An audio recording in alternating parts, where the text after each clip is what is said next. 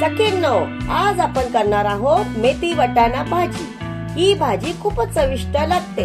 या भाजीमध्ये बरेच विटामिन्स मिळतात। म्हणजे काय, एक भाजी अनेक फायदे।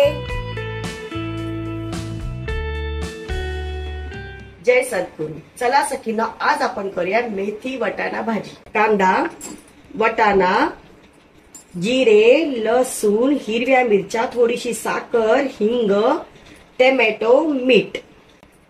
ही बारीक मेथी बघा, ही अशी असते आणि याला सगळी खाली बारीक माती असते। ती माती धुवून निघण्यासाठी आपण अर्धा तास ही पाण्यामध्ये ठेवलेली। आता आपण मेथीची भाजी कशी साफ करायची ते दाखवूया। हे बघा, ही अशी पाण्यातून एका काढून हे 5-6 वेळा आपण पाण्यातून ही भाजी काढणार आहोत। मग तुम्हाला दाखवते किती माती निघते त्याच्यामध्ये। हे बघा, याच्यामध्ये किती माती निघते। म्हणून कोणतीही पालेभाजी असेल तर आपण एक अर्धा तास तरी पाण्यात ठेवावी, कमीत कमी 15 मिनिटं ठेवावी। त्याच्यामुळे सगळी माती धुवून निघते व्यवस्थित। आता हे बघा, ही भाजी आहे, आपण 3-4 वेळा धुवून व्यवस्थित घेऊया आणि चिरून घेऊया। आता हे मी तुम्हाला दाखवायला ठेवलं होतं की भाजी कशी साफ करायची ते। बघा, ही मुळं आहे, ही मुळं अशी कापून घ्यायची। याच्यातलं हे सूत काढून घ्यायचं। हे बघा, ही आपली भाजीमध्ये टाकून द्यायचं। आणि आता आपण ही भाजी धुवत आहोत व्यवस्थित। आता ही भाजी 4 पाण्याने धुवून झालेली आहे।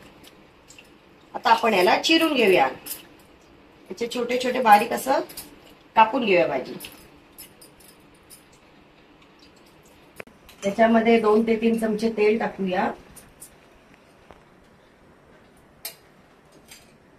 हे बघा, असा लसूण ठेचून घेतलाय थोडासा। कोणत्याही पालेभाजीमध्ये लसूण भरपूर टाका, त्याच्यामुळे चव छान येते। थोडे जिरे घेऊया, ते हातावर असे चोळून टाका। चव आणि सुगंध छान येतो। आता आपण थोडासा लसूण लालसर करून घेऊया। बघा, सुगंध मस्त सुटत चाललेला आहे।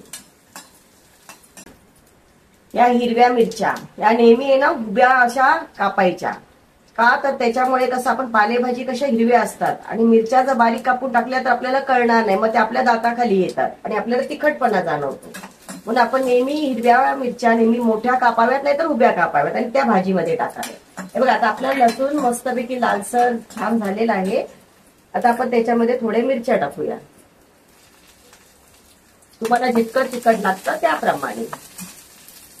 आता आपण कांदा थोडासा, पालेभाज्यांमध्ये लसूण आणि कांदा भरपूर टाकला तर छान लागतात भाज्या। आता कांदा आपण लालसर करून घेऊया, व्यवस्थित छान परतून घेऊया। आता आपला कांदा परतत आलेला आहे, त्याच्यामध्ये आपण थोडी हिंग टाकूया।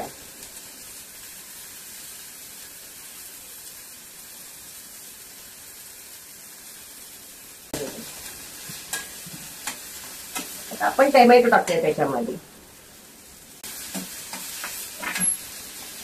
थोडी छान परतून घेऊया आपण। टोमॅटोमुळे पालेभाज्यांना चव छान येते। कांदा जर कच्चा राहिला भाजीमध्ये तर आपल्या भाजीमध्ये थोडासा उग्र कांद्याचा वास होतो। म्हणून कांदा नेहमी छानसा लालसर असा परतून घ्या। आपला कांदा आणि टोमॅटो दोन्ही छान परतत आलेले आहेत। जे आपण वटाणे सोललेले ते वटाणे टाकूया।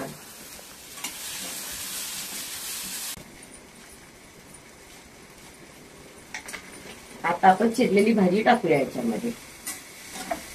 आता आपण सर्व मिक्स करून घेऊया। पालेभाजीमध्ये नेहमी मीठ शेवटी टाकायचं, कारण भाजी दिसताना दिसते भरपूर आणि आपण शिजायला लावतो त्यावेळेस ती होते थोडीशी, तर आपल्या मिठाचा अंदाज चुकला जातो। आता बघा, मगाशी किती भाजी दिसत होते आणि आता केवढी दिसते भाजी। आता भाजी थोडीशी दिसते, म्हणून मीठ उशिराने टाकायचं। आता आपण चवीनुसार मीठ टाकूया त्याच्यामध्ये। नेहमी पालेभाजी शिजून फार थोडीशी होते। आता ही भाजी आपण 10 मिनिटं वाफेवरती शिजून देऊया। भाजी शिजताना, पालेभाजी शिजताना कधी झाकण लावू नका, भाजीचा कलर जातो। हे बघा, 10 मिनिटं झालेली आहे। त्या भाजीला थोडंसं पाणी सुटतं, हे बघा थोडा रस सारखं झालेले। आता आपण ह्याच्यामध्ये थोडीशी साखर टाकूया. साखर टाकण्याचं कारण काय सांगू का?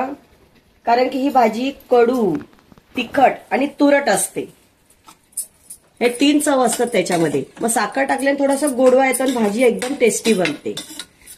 म्हणून आपण त्याच्यात थोडीशी साखर टाकतो. आता आपण साखर विरघळेपर्यंत 2 मिनिटं मोठा गॅस करून परतून घेऊया. साखर ही 2 मिनिटात परतल्या जाईल त्याच्यामध्ये. आणि आता आपली भाजी तयार आहे. चला आता आपण ही भाजी काढून घेऊया. ही बघा आपली भाजी तयार आहे. मेथी वटाणा. कशी वाटते तुम्हाला? तुम्हीही अशी बनवा आणि कमेंटमध्ये मला सांगा. आजच्या टिप्स. पहिली, कधीही पालेभाज्यामध्ये हिंग टाकावी. हिंग टाकल्यामुळे उग्रवास निघून जातो. दुसरी, पालेभाज्या शिजवताना त्याच्यावरती कधीही झाकण ठेवू नये. झाकण ठेवल्यामुळे पालेभाज्यांचा हिरवा रंग कमी होतो आणि त्या भाज्या पिवळसर दिसतात. तिसरी, पालेभाज्या नेहमी आणल्यानंतर त्या पाण्यामध्ये 15 ते 20 मिनिटं तरी भिजत ठेवा, कारण त्याच्यातली माती सगळी मोकळी होते आणि भाज्या स्वच्छ होतात. माझ्या चॅनेलला लाईक, शेअर आणि सबस्क्राईब करा. थँक्यू.